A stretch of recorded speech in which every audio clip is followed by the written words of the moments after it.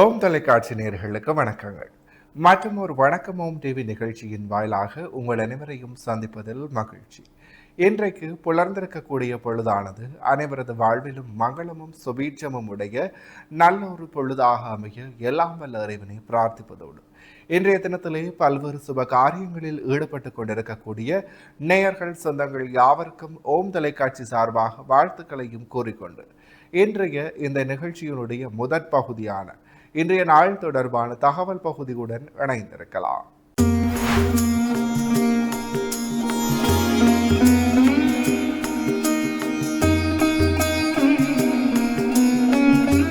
இணைந்திருக்கின்றோம் வணக்கம் ஓம் டிவியின் இன்றைய நாள் தொடர்பான தகவல் பகுதியுடன். இன்றைய நாளானது ஆவணி மாதம் ஞாயிற்றுக்கிழமை 9/8/2026, தமிழுக்கு பராப வருடம் ஆடி மாதம் 23ஆம் நாள். இன்றைய நாளினுடைய நல்ல நேரங்களாக இன்று காலை 7:45 தொடக்கம் 8:45 வரை, பின் மாலை 3:15 தொடக்கம் 4:15 வரை. இன்றைய நாளிற்குரிய ராகு காலம் இன்று மாலை 4:30 மணி தொடக்கம் 6 மணி வரை. யமகண்டம் இன்று மதியம் 12 மணி தொடக்கம் 1:30 மணி வரை. அடுத்த சூரிய உதயத்தை பார்க்கலாம். இன்று காலை 6:04 புலர்ந்திருக்கின்றது. திதியாக இன்று காலை 9:08 வரை ஏகாதசி திதியும் பின்பு துவாதசி திதியும் நிலவுகிறது. நட்சத்திரங்களாக இன்று பிற்பகல் 1:38 வரை மிருகசீரிட நட்சத்திரமும் பின்பு திருவாதிரை நட்சத்திரமும் நிலவுகிறது. சந்திராஷ்டம நட்சத்திரங்களாக இன்று பிற்பகல் 1:38 வரை விசாக நட்சத்திரமும் அனுச நட்சத்திரமும் நிலவுகிறது. விசாகம் மற்றும் அனுச நட்சத்திரத்தில் உள்ளோர் செய்கர்மங்கள் யாவற்றிலும் நிதானத்துடனும் பொறுமையுடனும் செயலாற்றல் சிறப்பு. எனவே நேயர்களே, இவைதான் இன்றைய நாள் தொடர்பான தகவல் பகுதிகள் ஆகும். தொடர்ந்து வணக்கமோம் டிவி நிகழ்ச்சியினுடைய அடுத்த பகுதியான இன்றைய நாளிற்குரிய நற்சந்தனை பகுதியுடன் இணைந்திருக்கலாம்.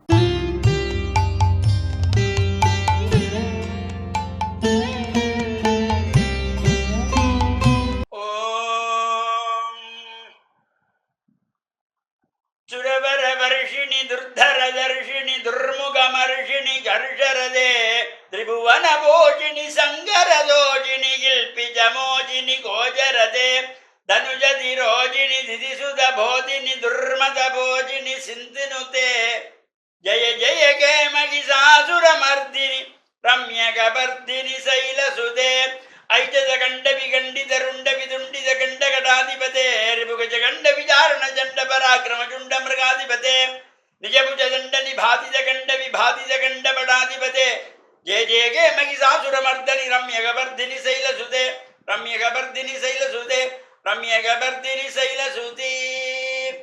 ஓம் நமச்சிவாய. மேன்மைகள் சைவ நீதி வழங்குக உலகமெல்லாம். நோயற்ற வாழ்வே குறைவற்ற செல்வம்.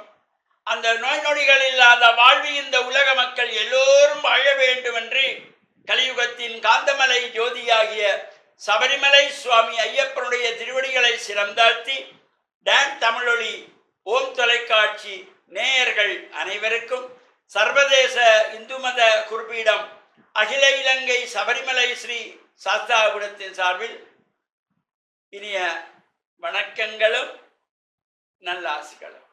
இன்று மலர்ந்திருக்கின்ற இன்றைய பொழுதும் நம் எல்லோருடைய வாழ்விலும் எல்லா விதமான சிறப்புகளும் வெற்றிகளும் கிடைக்க வேண்டும் என்று இறைவனை பிரார்த்தித்து இஷ்ட தெய்வங்களையும் வழிபாடு செய்து பெற்றோர்கள் பெரியோர்களையும் வணங்கியவருடைய அன்பையும் ஆசையை பெறுகின்ற பொழுது எந்த நாளுமே நமக்கு நல்ல நாள். ஆடி செவ்வாய் அம்பாளை வேண்டி வழிபாடு செய்வது, ஆடி கூழ் காய்ச்சுவது, பொங்கல் வழிபாடு செய்வதோடு இந்த ராகு கால நேரத்திலே துர்க்கை அம்பாளை வேண்டி வழிபாடு செய்கின்ற பொழுது ஜாதக ரீதியாக ஏற்படுகின்ற தோஷங்கள் எல்லாம் தீர்க்கக்கூடியது. இந்த ராகு காலம் என்பது ஒவ்வொரு நாளும் 1.5 மணி நேரங்கள். இது காலண்டரிலே குறித்திருப்பார்கள், பஞ்சாங்கத்திலே குறிப்பிடப்பட்டிருக்கும். இதை ஒவ்வொரு சைவ சமயத்தவர்களும் அறிந்திருக்க வேண்டும். இன்றைக்கு செவ்வாய்க்கிழமை எத்தனை மணிக்கு ராகாலம் என்பது அவர்களுக்கு தெரிந்திருக்க வேண்டும். இது ஒவ்வொரு நாளும் இந்த 1.5 மணி நேரம் தொடர்ச்சியாக வந்து கொண்டிருக்கும். காலையிலே 7:30 மணி முதல் 9 மணி வரையிலே திங்கட்கிழமைகளிலே ராகு காலம். 9 மணி முதல் 10:30 மணி வரையிலே சனிக்கிழமைகளிலே ராகு காலம். 10:30 மணி முதல் 12 மணி வரையிலே வெள்ளிக்கிழமைகளிலே ராகு காலம். 12 மணி முதல் 1:30 மணி வரையிலே புதன்கிழமைகளிலே ராகு காலம். 1:30 முதல் 3 மணி வரையிலே வியாழக்கிழமைகளிலே ராகு காலம். 3 மணி முதல் 4:30 மணி வரையிலே செவ்வாய்க்கிழமைகளிலே ராகு காலம். 4:30 முதல் 6 மணி வரையிலே ஞாயிற்றுக்கிழமைகளிலே ராகு காலம். இது ஒரு சில வருடங்களிலே 5-10 நிமிடங்கள் முன்பின்னாகவும் இந்த நேரங்கள் வரக்கூடும். அவர் இந்த ராகு கால நேரத்திலே துர்க்கையம்பாளை வேண்டி வழிபாடு செய்தால் செவ்வாய் தோஷம், நாகதோஷம், புத்திரதோஷம், காலதிற்ப தோஷம் போன்றவை எல்லாம் விலகும் என்பது ஐதீகம். அதனால தான் இந்த ராகு கால நேரத்திலே ஆடி செவ்வாய்க்கிழமைகளிலே துர்க்கையம்பாளை வேண்டி இந்த ராகு கால துர்கா பூஜை கடந்த 1979ஆம் ஆண்டு அகில இலங்கை சபரிமலை சாஸ்தாவிடத்தினாலே இந்த ஆடி செவ்வாய் விரத பூஜை வழிபாடு சிறப்பாக ஆரம்பித்து வைக்கப்பட்டது. இன்று நாடளாவிய ரீதியிலே, உலகளாவிய ரீதியிலே இந்த ஆடி செவ்வாய் அம்பாள் வழிபாடுகள் சிறப்பாக நடைபெறுகின்ற வகையிலே அமைந்திருக்கின்றது. இந்த ஆடி செவ்வாயிலே நாமும் அம்பாள் ஆலயங்களிலே சென்று பிரார்த்தனைகள் செய்து வழிபாடுகள் செய்வதோடு அம்பாளுக்கு இந்த எலுமிச்சம்பழத்தை 2 கூறுகளாக நறுக்கி உள்ளே இருக்கின்ற சுளைகள், சாறுகள், விதைகளை அப்புறப்படுத்தி மறுதிரம் திருப்பி கிண்ணம் போல செய்து நெய் வெட்டி திரி போட்டு குங்கும அர்ச்சனை செய்து வழிபாடு செய்கின்ற பொழுது எல்லா சிறப்புகளும் கிடைக்கக்கூடியது. அந்த வகையிலே இந்த ஆடிச்செவ்வாய் வழிபாடுகள் நாம் செய்வதோடு வருகின்ற புதன்கிழமை ஆடி அமாவாசை, 14ஆம் தேதி வெள்ளிக்கிழமை ஆடிப்பூரம், அதேபோல 21ஆம் தேதி வெள்ளிக்கிழமை ஸ்ரீ வரலட்சுமி விரத பூஜை, வேண்டும் வரங்களை எல்லாம் தரவல்ல வரலட்சுமி விரத பூஜையும் அகில இலங்கை சபரிமலை சாஸ்தாவிடத்திலே 45 ஆண்டுகளாக தொடர்ச்சியாக நடைபெற்று வருகின்ற ஒரு தனித்துவமான விரத பூஜை வழிபாடுகள். அதிகாலையிலே 5:30 மணிக்கு விநாயகர் வழிபாட்டோடு 6 மணிக்கு பூஜைகள் ஆரம்பமாகி 10:30 மணி வரையிலே நிறைவு பெறுகின்ற வகையிலே அமைந்திருப்பது. அனைவரும் இந்த பூஜை வழிபாடுடன் கலந்து இறையருளை பெற்று மண்ணில் நல்ல வண்ணம் வாழ டான் தமிழொலி ஓம் தொலைக்காட்சி நேயர்கள் அனைவருக்கும் சர்வதேச இந்து மத குருபீடத்தின் சார் நல்லாசிகளை கூறிக்கொள்வதில் மன மகிழ்வு கொள்கிறோம். சர்வே ஜனாக சுகினோ பவந்து சமஸ்த சன்மங்களானி சந்து சுபம். இன்றைய நாளிற்குரிய சைவ சமய நற்சந்தனை பகுதியை சிறப்பான முறையில் வழங்கிய ஆன்மீக அருள்ஜோதி ஸ்ரீ ஐயப்பதாச சாம்பசிவ சிவாச்சாரியார் ஐயா அவர்களுக்கு மனம் கனிந்த நன்றிகள். தொடர்ந்து நிகழ்ச்சியினுடைய அடுத்த பகுதியான இன்றைய நாளிற்குரிய ராசிபலன் பகுதியுடன் இணைந்திருக்கலாம்.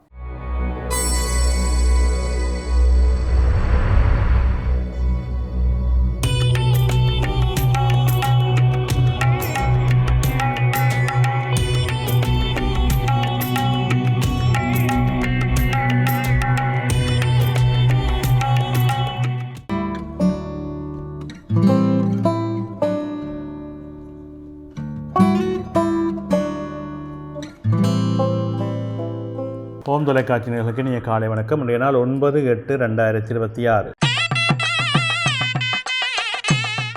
மேடராசி அஸ்வினி பரணி கார்த்திகை ஒன்று கொண்டவங்களுக்கு இன்றைய நாளிலே சற்று மந்த நிலைகளுக்கும் காரிய தடைகளுக்கும் எடுக்கின்ற முயற்சிகளை பொறுமையோடும் நிதானத்தோடும் செயல்பட வேண்டும்.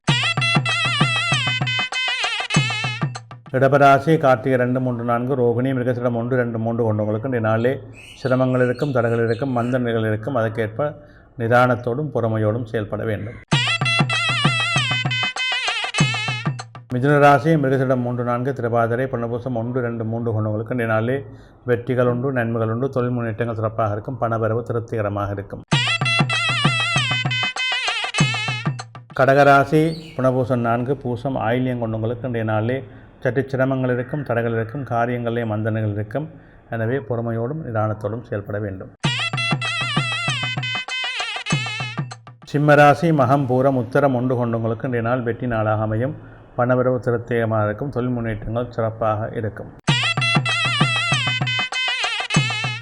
கன்னிராசி உத்தரம் 2, 3, 4 அத்தம் சித்திரை 1, 2 கொண்டவங்களுக்கு இந்த நாளே சற்று சிரமங்கள் இருக்கும், தடைகள் இருக்கும், காரியங்கள் இருக்கும், மந்த நிலைகள் இருக்கும். அதற்கேற்ப பொறுமையோடும் நிதானத்தோடும் செயல்பட வேண்டும்.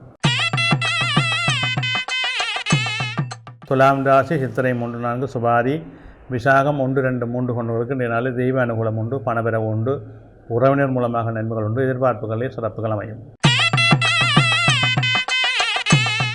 விருச்சிக ராசி விசாகம் 4 அனுசம் கேட்டை கொண்டவங்களுக்கு நாளே மந்தனைகள் இருக்கும், காரியத்திற்கும் வழக்கு விவகாரங்கள் சிக்கல்களை கொடுக்கும். நிதானத்தோடு செயல்பட வேண்டும். தனுசு ராசி மூலம் பூராடம் உத்திராடம் 1 கொண்டவங்களுக்கு இன்றைய நாள் வெற்றி நாளாக அமையும். பணவரவு திருப்திகரமாக இருக்கும். எடுக்கின்ற முயற்சிகளிலே நன்மைகளும் சிறப்புகளும் அமையும்.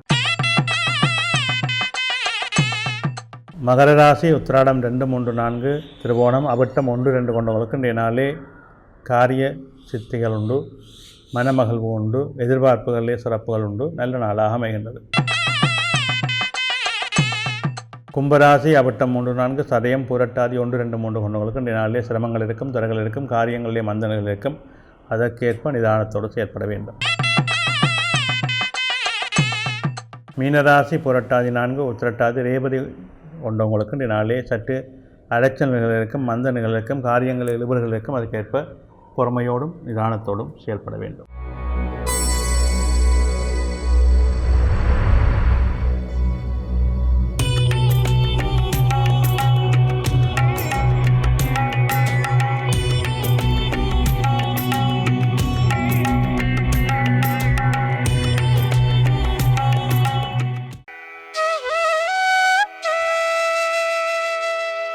இன்றைய சிந்தனை: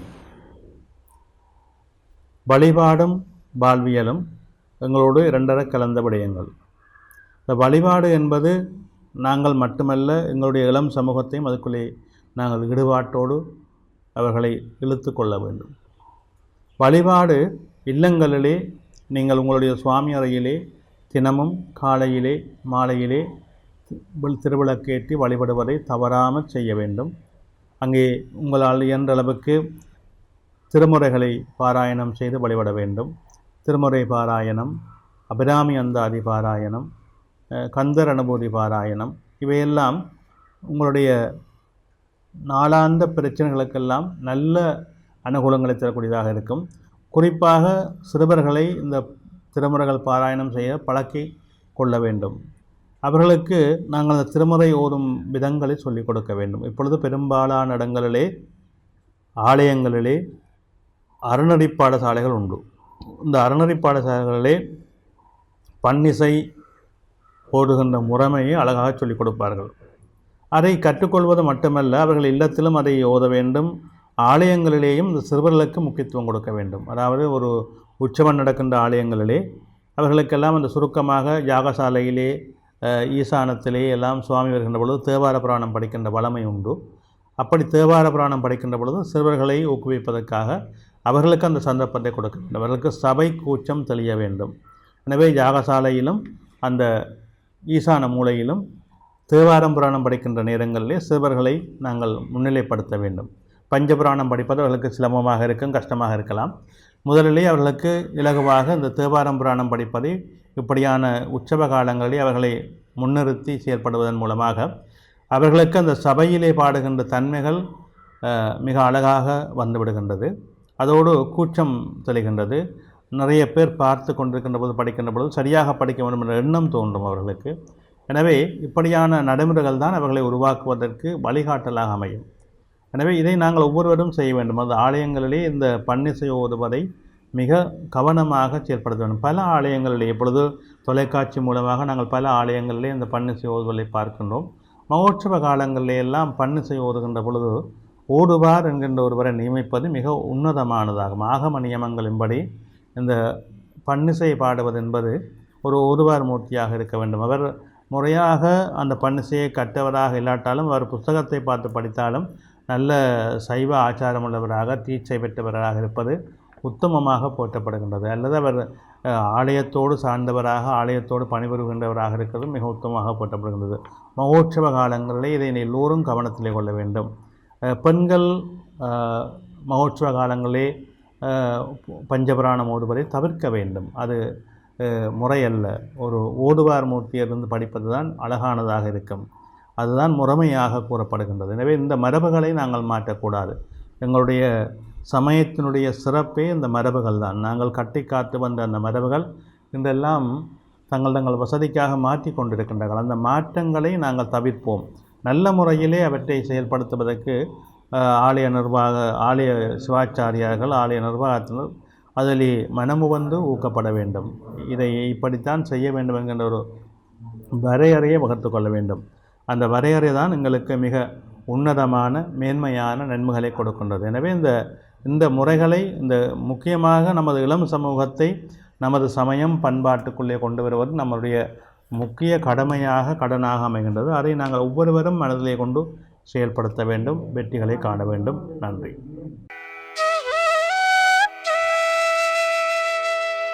இன்றைய நாளுக்குரிய 12 ராசிகளுக்குமான பொது பலன்களை சிறப்பான முறையில் வழங்கிய ஸ்ரீ ராமதேவலோகேஸ்வர குருக்கள் ஐயா அவர்களுக்கு மனம் கனிந்த நன்றிகள்.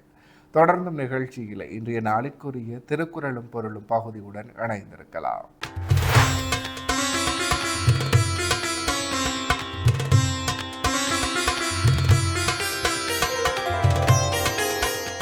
இணைந்திருக்கின்றோம் வணக்கம் ஓம் டிவியின் திருக்குறளும் பொருளும் பகுதியுடன். இன்றைய நாளிற்குரிய குறளும் பொருளுமாக எழுமை எழுபிறப்பும் உள்ளூர் தங்கண் விழுமந்துடைத்தவர் நட்பு. இக்குறளினுடைய பொருளாக தம்முடைய துன்பத்தை போக்கி உதவியவரின் நட்பை பல்வேறு வகையான பிறவியிலும் மறவாமல் போற்றுவார் பெரியோர். இக்குறளையும் பொருளையும் மீண்டும் ஒரு முறை பார்க்கலாம். எழுமை எழுபிறப்பும் உள்ளுவர் தங்கண் விழுமந்துடைத்தவர் நட்பு. இக்குறளினுடைய பொருளாக தம்முடைய துன்பத்தை போக்கி உதவியவரின் நட்பை பல்வேறு வகையான பிறவியிலும் மறவாமல் போற்றுவர் பெரியோர். எனவே நேயர்களே, இவைதான் இன்றைய நாளிற்குரிய திருக்குறளும் பொருளும் பகுதியாகும். இன்றைய நாளிற்குரிய அனைத்து வணக்கம் ஓம் டிவி பகுதிகளும் நிறைவேறியது. மற்றும் ஒரு வணக்கம் ஓம் டிவி நிகழ்ச்சியின் வாயிலாக உங்களை சந்திக்கும் வரையில் உங்களிடத்திலிருந்து விடைபெற்று செல்கிறேன். நன்றி, வணக்கம்.